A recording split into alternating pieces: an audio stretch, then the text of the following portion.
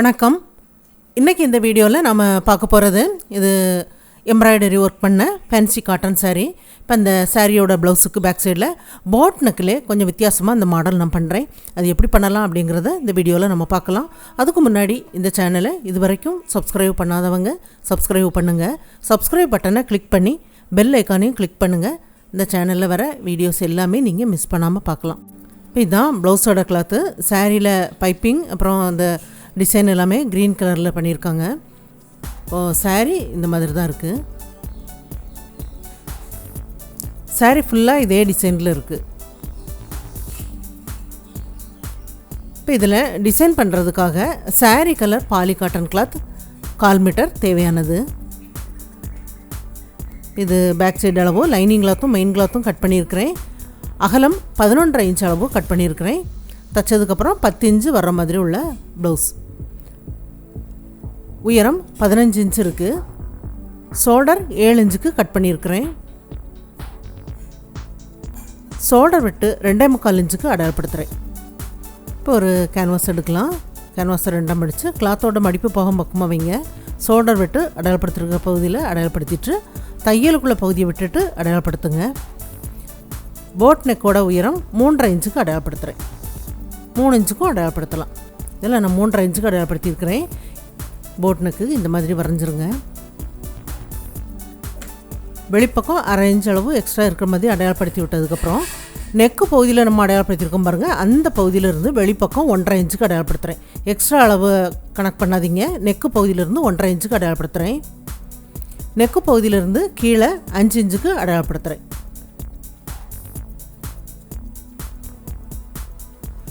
மேலேருந்து கீழே நம்ம 5 இன்ச்சுக்கு அடையாளப்படுத்தியிருக்கோம் பாருங்கள். அது வரைக்கும் அப்படியே வளைவாக ஒரு லைன் போட்டுருங்க.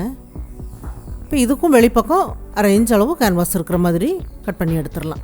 இப்போ வெளிப்பக்கம் நம்ம எக்ஸ்ட்ரா வரைஞ்சிருக்கிற பகுதியில் அப்படியே கட் பண்ணி எடுக்கிறேன். இப்போ இந்த 5 இன்ச்சுக்கு நம்ம வரைஞ்ச பாருங்கள். அதை அப்படியே தனியாக கட் பண்ணி எடுத்தாச்சு.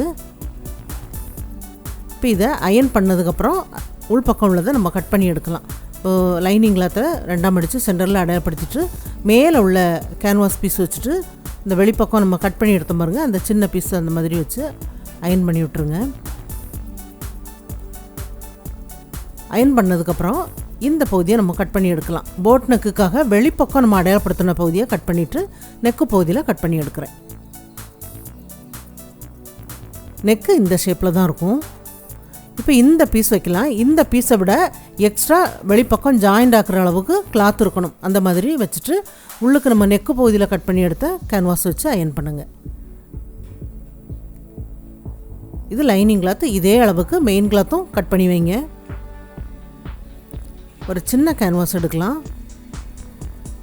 2.5 இன்ச்சு உயரத்தில் அடையாளப்படுத்துகிறேன். அகலம் 1.5 இன்ச்சுக்கு அடையாளப்படுத்துகிறேன். இது ஒரு கோவி வடிவமாக வரைஞ்சி விடலாம். கொஞ்சம் அகலமான கோவி வடிவமாக இருக்கும். வெளிப்பக்கம் கொஞ்சம் எக்ஸ்ட்ரா கேன்வாஸை விட்டு அடையாளப்படுத்திட்டு கட் பண்ணி எடுத்துருங்க. உள்பக்கம் நம்ம கட் பண்ணி எடுத்த அளவு தான் நமக்கு தேவையானது. இந்த ஷேப்பில் இருக்குது. கொஞ்சம் அகலமாக இருக்கும். இப்போ இதை லைனிங் கிளாத்தில் வச்சு அயன் பண்ணிடலாம். இனி தைக்கிறத பார்க்கலாம். இந்த பீஸில் அப்படியே கேன்வாஸோட 2 பக்கமும் ஜாயிண்ட் ஆக்கி விட்டுருங்க.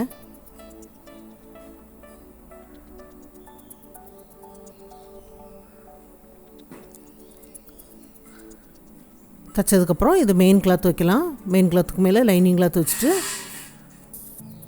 சென்டரில் ஒரு தையல் தைச்சிட்டு இந்த சைடில் தைக்கலாம். இப்போ கேன்வாஸுக்கு உள்பக்கமாக தைச்சி விடுங்க. கேன்வாஸில் தையல் படாமல் உள்பக்கமாக தைக்கிறேன். 1/4 இன்ச்சு கிளாத்தை விட்டு கட் பண்ணி எடுத்துடலாம்.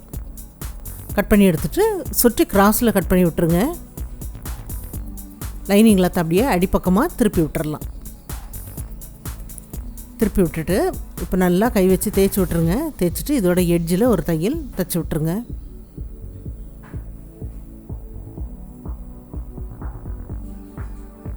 இப்போ வெளிப்பக்கம் 2 கிளாத்தையும் சேர்ந்த மாதிரி ஜாயிண்ட் ஆக்கி இடுப்பு மடிப்பு பார்த்துக்கு எக்ஸ்ட்ரா லைனிங் கிளாத்தை ஜாயிண்ட் ஆக்கி அடிப்பக்கமாக மடித்து தைச்சாச்சு. இப்போ இந்த பீஸில் கேன்வாஸோட 2 பக்கமும் அப்படியே தைச்சி விட்டுருங்க. தைச்சதுக்கப்புறம் அதே அளவுக்கு மெயின் கிளாத் கட் பண்ணியிருக்கிறேன். இப்போ உள் பக்கம் நெக்குக்கு உள் பக்கமாக ஜாயிண்ட் ஆக்குறேன். கேன்வாஸில் தையல் படாமல் உள் பக்கமாக ஜாயிண்ட் ஆக்கிட்டு 1/4 இன்ச்சு கிளாத்தை விட்டு கட் பண்ணி எடுத்துருங்க. சுற்றி கிராஸில் கட் பண்ணி விட்டுருங்க. கட் பண்ணி விட்டுட்டு லைனிங் கிளாத்தை அடிப்பக்கமாக திருப்பி விட்டுருங்க. திருப்பி விட்டுட்டு நல்லா இந்த மாதிரி இழுத்து விட்டுருங்க. இழுத்து விட்டுட்டு நெக்கோட எட்ஜில் ஒரு தையல் தைச்சி விட்டுருங்க. தைச்சிட்டு வெளிப்பக்கம் அந்த 2 கிளாத்தையும் சேர்ந்த மாதிரி ஜாயிண்ட் ஆக்கிடலாம். லாஸ்ட்டில் நம்ம இதுக்கு வெளிப்பக்கம் உள்ள க்ரீன் கலர் பீஸ் ஜாயிண்ட் ஆக்கும்போது அளவுகள் பார்த்துட்டு ஜாயிண்ட் ஆக்கலாம். தைச்சதுக்கப்புறம் இது கிராஸ் பீஸ், ப்ளவுஸ் கலரில் உள்ள கிராஸ் பீஸ் ஒன் சைடாக மடித்து தைச்சிருக்கிறேன். இப்போ கிராஸ் பீஸை அடிப்பக்கமாக வைக்கலாம். அடிப்பக்கம் வச்சுட்டு மேலே உள்ள பீஸில் எட்ஜில் ஜாயிண்ட் ஆக்குங்க. எப்போதுமே நம்ம தைச்சி திருப்பி தைச்சிருக்கிறோம் அப்படின்னா எட்ஜில் ஜாயிண்ட் ஆக்கலாம். ஜாயிண்ட் ஆக்கிட்டு அதை அப்படியே அடிப்பக்கமாக திருப்பி பைப்பிங் பண்ணுங்கள். பைப்பிங் நல்லா மெல்லிஸாக இருக்கும் பாருங்கள். அதில் நமக்கு ஒரு பீஸில் தான் அந்த ஜாயிண்ட் ஆகுது. அந்த கிராஸ் பீஸ் வந்து ஒரு பீஸில் ஜாயிண்ட் ஆகும்போது அந்த திருப்பி தைக்கும்போது பைப்பிங் நல்ல மெல்லிஸாக இருக்கும் பாருங்கள். தைச்சதுக்கப்புறம் இந்த கோவி பீஸ்லேயும் அதே மாதிரி கேன்வாஸுக்கு 2 பக்கமும் தைச்சி விட்டுருங்க.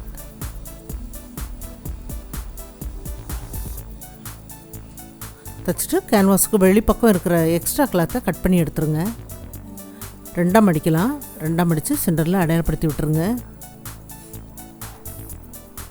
அதே மாதிரி இதையும் 2ஆக மடித்து சென்டரில் அடையாளப்படுத்திட்டு இந்த கோவி பீஸை மேலே நெக்கு பகுதியிலேருந்து கரெக்டாக வச்சுட்டு அப்படியே கேன்வாஸுக்கு உள் பக்கமாக ஜாயிண்ட் ஆக்குங்க.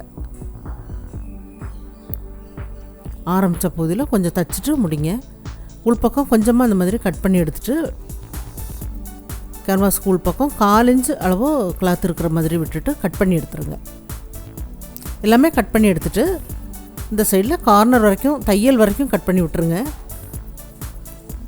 அப்படியே இதை அடிப்பக்கமாக திருப்பி விட்டுருங்க. திருப்பி விட்டுட்டு அந்த எட்ஜில் ஒரு தையல் தைச்சி விட்டுறலாம். தைச்சிட்டு இதில் பைப்பிங் பண்ணலாம். பைப்பிங் பண்ணுற பீஸ் வந்து கொஞ்சம் அகலம் கம்மியான பீஸாக எடுத்து வைங்க. ஒன் சைடாக மடித்து தைச்சிருக்கிறேன். அடிப்பக்கமாக வைக்கலாம். கொஞ்சம் அந்த உள் பக்கமாக தள்ளி அந்த மாதிரி வைங்க. ஆரம்பிக்கும்போது கொஞ்சம் உள் பக்கமாக தள்ளிட்டு இப்போ வெளிப்பக்கம் கிராஸ் பீஸ் கொஞ்சம் தெரிகிற மாதிரி விட்டு எட்ஜில் ஜாயிண்ட் ஆக்குறேன். இந்த 2 பக்கமுமே எக்ஸ்ட்ரா இருக்குது. கொஞ்சம் மடித்து தைக்கிற அளவுக்கு விட்டுட்டு அப்படியே கட் பண்ணி எடுத்துடலாம். கொஞ்சமாக மடிச்சுட்டு அடிப்பக்கமாக அப்படியே திருப்பி விடுங்க. இந்த சைட்லேயும் முடிக்கும்போது கொஞ்சமாக மடிச்சுட்டு அடிப்பக்கமாக திருப்பி விட்டுறலாம்.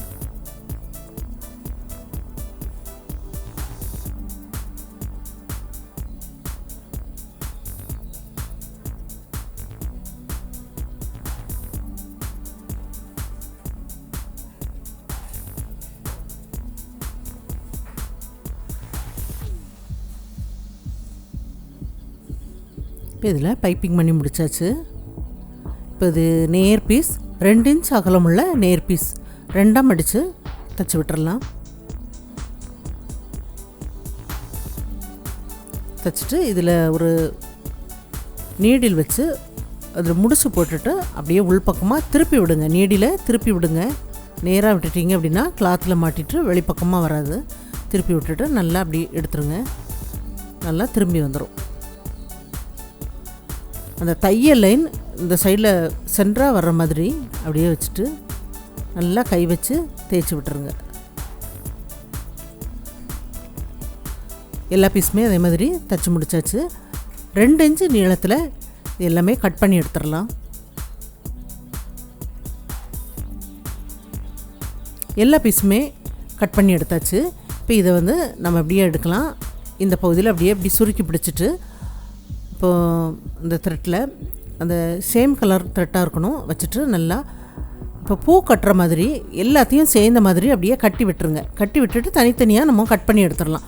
ஒவ்வொரு பீஸாக அந்த மாதிரி நீங்கள் கட் பண்ணி தைக்கிறத விட இந்த மாதிரி சேர்த்து வச்சுட்டு ஒன்று போல் பூ கட்டுற மாதிரி கட்டி விட்டுருங்க. கட்டிட்டு நம்ம தனித்தனியாக கட் பண்ணி எடுத்துட்டோம் அப்படின்னா ஈஸியாக இருக்கும். எல்லாமே கட் பண்ணி எடுத்தாச்சு. இப்போ இந்த பீஸ் வச்சு ஜாயிண்ட் ஆக்கணும். ஜாயிண்ட் ஆக்கிற அளவுகள் வந்து ஷோல்டர் பகுதி 2.5 இன்ச்சு, நெக்கு பகுதியிலேருந்து அந்த க்ரீன் கலர் முடிகிற அளவுக்கு 2.5 இன்ச்சுக்கு வச்சுட்டு அந்த க்ரீன் கலர் பீஸ் வந்து எதில் ஜாயிண்ட் ஆகுமோ அந்த பகுதியை அடையாளப்படுத்திடுங்க. அதே மாதிரி இந்த சைட்லேயும் ஷோல்டர் விட்டு 2.25 இன்ச்சுக்கு அடையாளப்படுத்திட்டு தையலுக்குள்ள பகுதியை விட்டுட்டு அடையாளப்படுத்தும் போது அது 2.5 இன்ச்சு தான். அதனால் இந்த க்ரீன் கலரை அதில் அடையாளப்படுத்திடுங்க. நெக்குக்கு கீழே நம்ம 5 இன்ச்சுக்கு எடுத்தோம் பாருங்கள் இந்த பீஸ், அந்த 5 இன்ச்சு வச்சுட்டு அடையாளப்படுத்திடுங்க. அடையாளப்படுத்திட்டு நம்ம வெளிப்பக்கம் அந்த க்ரீன் கலர் பீஸ் வச்சுட்டு அதுக்கு தகுந்த மாதிரி அந்த ஷேப்பில் அப்படியே வரைஞ்சி விட்டுருங்க. கரெக்டாக நம்ம அடையாளப்படுத்தியிருக்கிற பகுதியில் சைடில் அப்படி வச்சுருங்க. வச்சுட்டு அப்படியே வரைஞ்சி விட்டுருங்க. இப்போ நம்ம லைன் போடுற பகுதியில் நம்ம இப்போ சின்ன சின்ன பீஸ்லாம் தைச்சிருக்கோம் பாருங்கள், அது வச்சு ஜாயிண்ட் ஆக்கணும்.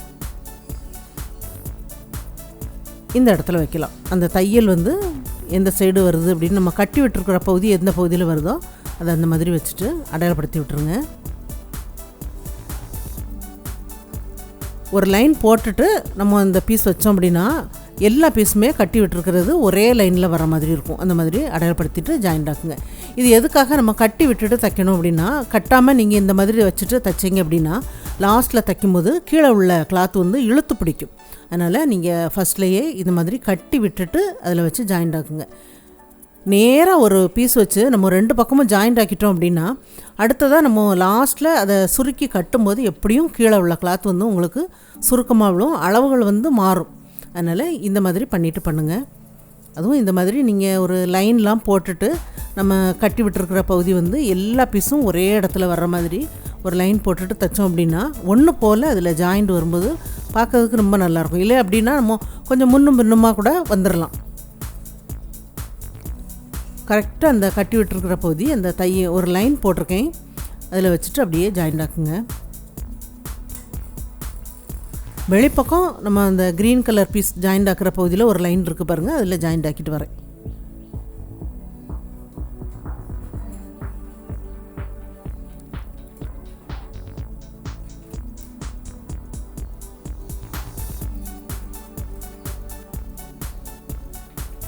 எல்லா பக்கமும் ஜாயிண்ட் ஆக்கியாச்சு. இப்போ கட்டி விட்டுருக்கிற பகுதியிலேருந்து ஒரு சைடில் நம்ம ஜாயிண்ட் ஆக்கியிருக்கோம் பாருங்கள், அந்த அளவு எவ்வளோ இருக்கோ அதே அளவுக்கு இந்த சைடில் அந்த பீஸு தையல் விடுற மாதிரி அப்படியே பார்த்து ஜாயிண்ட் ஆக்குங்க. அப்போ 2 பக்கமும் ஒன்று போல் அந்த பீஸில் அந்த தையல் லைன் இருக்கும்.